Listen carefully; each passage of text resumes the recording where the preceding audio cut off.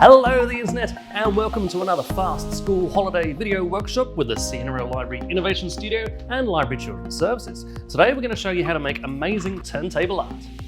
You can use paints, you can use textures, it's great fun to do, it's very easy to do. The hardest part is having a turntable to do your art on, and that's what we're going to show you how to do today. We're going to show you a number of different ways you can build your own turntable so you can make beautiful spiral turntable art. For this workshop you're going to need some paper that your artwork's going to go on. You're going to need some cardboard about the same size as your paper, a bit smaller, a bit larger, that's fine. That's going to be attached to your turntable. You're going to need something to attach your paper to the cardboard. So blue tack is good, masking tape or tape is good because we want to be able to get this off of the paper again afterwards once your artwork is complete. To make your artwork, you're either going to need textures or you could use acrylic paint. But if you're going to do that, get yourself a nice big cardboard box because when we spin the turntable with the paint on, it's going to go flying everywhere. Now there are a number of different ways you can make your turntable. Maybe you already have a Lazy Susan at home.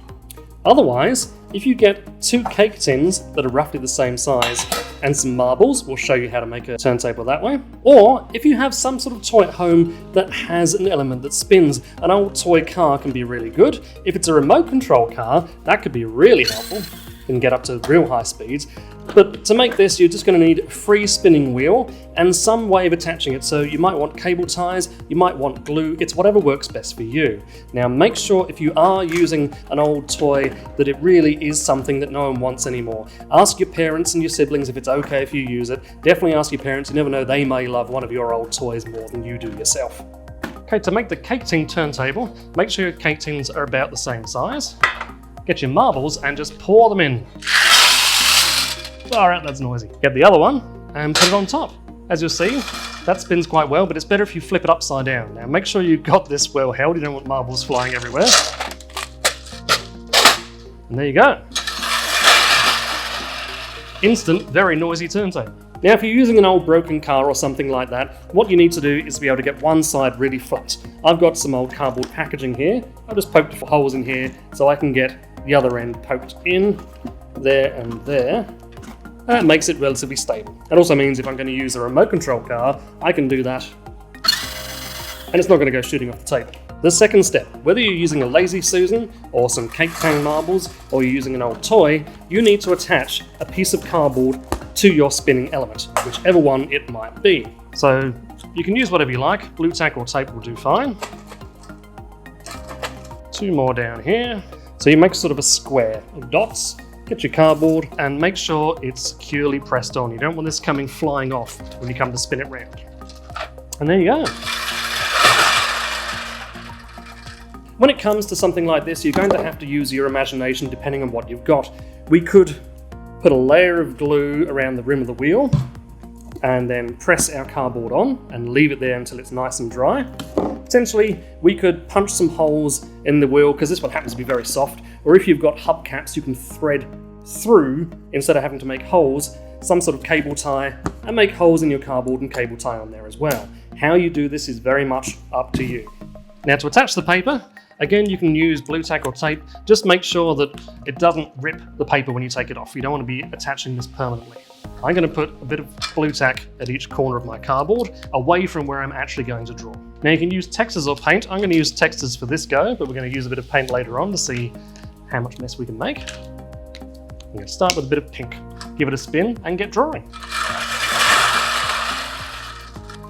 To get a dramatic result early on, start near the outside. If you go near the middle, you get these little small squiggles and you think, this isn't doing much, but go on the outside and get some beautiful big arms. When you're happy with your design, carefully take the paper off. You need to be a little bit careful with this one, because if you pull it off real hard and your cake pans come up, all the marbles are going to go everywhere. There we go. Now with a toy-based one, it depends really how you've stuck it on. Because I've got cable ties through here, it's a bit bumpy. So what I'm going to do is put some blue tack in each corner and put another piece of cardboard on top to make sure we've got a nice smooth surface. Just like that. Nice. Not bad, that takes a bit of getting used to, but the more you practice, the more you'll be able to get what you want. I stopped and started every now and again to get some short bursts as well as complete circles, and sometimes putting the pen on and just slowly dragging it out to get fatter lines. And a little bit of blue on the outside, I think. Nice. Let's try the paint one out. Now, when it comes to using paint, the technique is slightly different. I'm going to get my paper and put it on my piece of cardboard as before with the Blu Tack. And I've got it in this great big box because it's probably going to spread everywhere. Now, I'm using acrylic paint, which is quite thick. You could, in theory, spin it and have your paintbrush and make circles before, like we were doing with the textures, but you can also just pour the paint on and use the rotation to make the paint spread out into interesting patterns. Now, some people also like to pre-fill a cup with paint with different colored paints, little layers and swirls, pour it onto the middle of the paper, and then use the spinning to make it spread out over the whole canvas. And I'm going to try a little bit of both.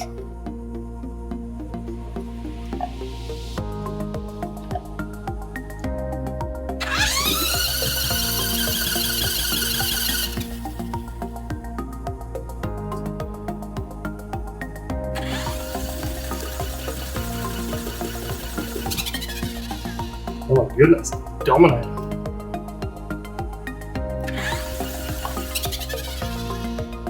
I think perhaps we'll get the brush involved at this point.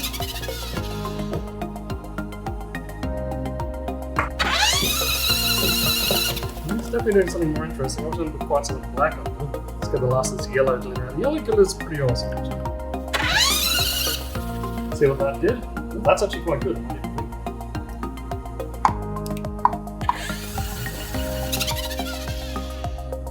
That's pretty good. I like that. This is improving. I'm going to touch more orange over here. Not bad. So I'll add some yellow to the mix there as well.